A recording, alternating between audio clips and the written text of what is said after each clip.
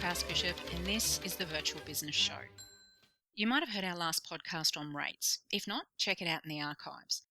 This episode kind of follows on from that one. In that episode, I talk about the VAs who say they won't work for $30 an hour, or those who convert a package price to an hourly rate and poo-poo it. I have to say, after decades as a VA, I'm not at all surprised why today's VAs don't last long in business.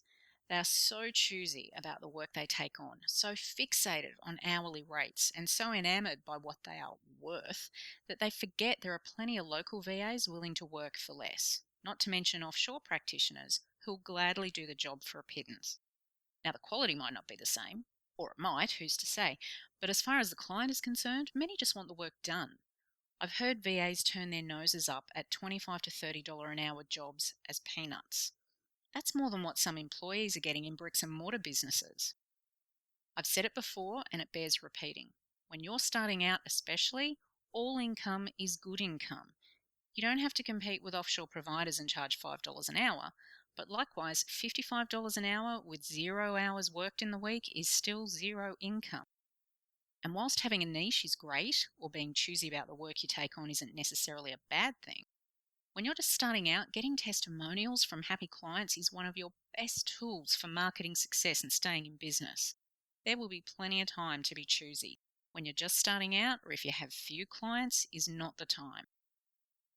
It's getting harder these days for VAs, especially as globalisation has made it much easier for clients to connect with service providers outside their home countries. I think today's VA really needs to work smarter to attract those clients, and taking a look at their perceived worth and then focusing on client needs is a good place to start. Provide value and your worth will increase. So let's discuss worth versus value. If you and I are doing the same job and it's the same quality of work, but it takes you 2 to 3 times longer to complete than me, or you take longer to return projects to the client, are we worth the same in terms of hourly rates? Should I be charging more since I'm more efficient? For that matter, should you be charging the same as me based purely on the work being done? And who do you think the client values more? Today's new VA seems to think that they should be paid the same as the more experienced VA, even though it's taking them longer to do the work. And as such, it's costing the client more to have them, and therefore they're of less value to him. Consider the VA who takes 3 days to turn around a report versus the one who sends it back the same day. Who is more valuable to the client, and therefore who can charge more? Clients are happy to pay premium for quality, fast work, but they begin to question rates when they aren't seeing the value in what they're paying. If you want to charge more, improve your skills, your turnaround time, your service offering to the client. Get faster at transcription, more experienced in your service offerings. Get yourself some professional development. Learn that being a VA is not the same as working in admin. Become of more value to the client, and then they're more inclined to pay you what you're worth. I'm still flabbergasted by the relatively new VA who thinks they are worth the same as the experienced practitioner who completes the tasks in a third of the time to the same standard. Traditional employment awards provide a pay scale. Jobs are advertised with those pay scales. This reflects the qualifications and experience of the candidates, and if you get the job, you're paid according to that. Yet somehow new VAs think that this industry is different and they can be entry level but on rates commensurate with more experienced practitioners because they've done their research and see what others are charging for similar services, or they've paid for a course given by a VA trainer with only a year or two experience themselves who've promised that they can earn $10,000 a month or be a 6-figure VA in a year, or whatever their particular sales pitch is to get people buying their courses. Check out my podcast on VA trainers for more info on reputable trainers. Or sometimes these VAs have an MBA or some other business degree qualification. Let me tell you, book learning isn't the same as on-the-ground experience. I saw one MBA qualified person asked to join a VA network recently which required answers to certain questions before admittance. The group admin specifically said, please do not answer simply yes to the questions. This MBA provided one answer to the questions, yes.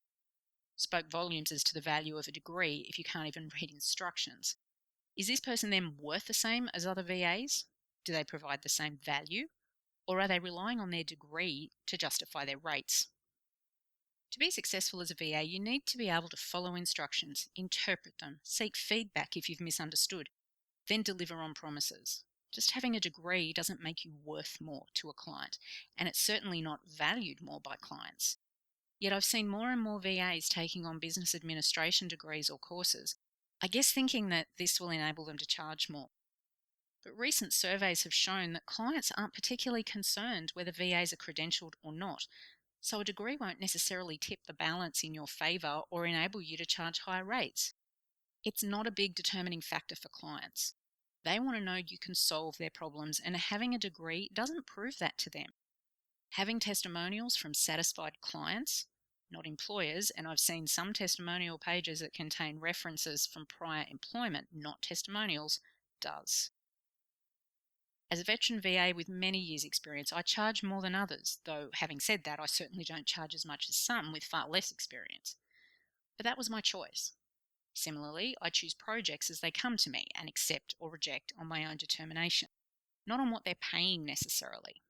So, for example, I had a gentleman call me with a project he wanted completed, which was the life history of a local person. This particular person was also local to me, and therefore I knew he wouldn't be able to afford my standard rates for a job like this.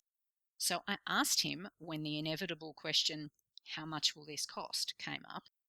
"Do you have a budget? What were you prepared to pay?" He told me, and that was far less than I would usually charge.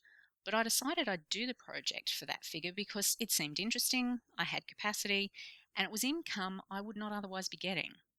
I didn't consider the figure peanuts or beneath me because I was being paid for a service that, quite frankly, a high school student could have provided for him. So to me, the project itself didn't justify the higher rates I normally charge. Likewise, I've rejected a client who quoted me a figure that was definitely not in line with the services she was asking for. So it should never be purely about the figure, the one you have in your head or the one in the client's. You have to think about the task being requested of you, the project as a whole, your current circumstances, the circumstances of the client, your skill set compared to others, and how important that testimonial is to you, especially if you're a newbie.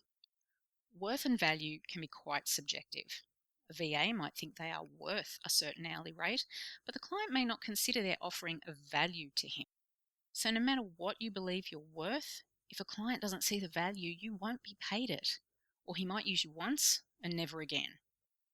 It's a bit like real estate. I might think my house is worth 400,000, but it's actually worth what someone is prepared to pay, which might be far less than that, which might be nothing. It's then up to me whether I choose to accept a lower amount or change my perception of what it's worth. Similarly, some VAs have an overinflated idea of their worth, and with limited or no experience, how do they quantify their value to a client? If you're just getting started in your business, you might need to lower your expectations until you can get yourself off the ground and acquire a reputation for quality work. Think sliding scale. No one's suggesting you work for nothing, but frankly, $30 an hour, even 25, is not peanuts. And for those who think it is, you might want to consider a real-world reality check. If you want to succeed in this business, you need to justify what you're charging because there are plenty of people out there available to do it for far less than you think you're worth. One of the biggest reasons clients have given for why they don't follow through on engaging the VA is that the rates quoted are too high. Additionally, if you can't turn work around in the time frame a client wants, if you take 3 to 4 hours to complete a job someone else takes half an hour to do, reconsidering what you're worth could be in order. As I said, globalisation means that you are very easily replaced. Also consider with apps like Doodly and sites like Canva telling us no design skills are needed, easier to navigate website design platforms like WordPress and Wix, allowing anyone with minimal website knowledge to create and keep updated their own sites. Software like Dragon, Windows speech to text converter, and similar Android and Apple apps allowing people to circumvent transcriptionists completely. Software like Grammarly doing the proofing for you. Tech like Alexa, Siri, and Google Home making online research easier. Plus the fact that every high schooler can type these days, the value you are offering clients, especially in their eyes, is shrinking exponentially. This doesn't mean that there aren't people out there who still want a real person, a professional business person to help them, but it does call for more flexibility in your approach to what you charge and what you consider your worth. I'm Lynn Prowse-Bishop. Thanks so much for listening.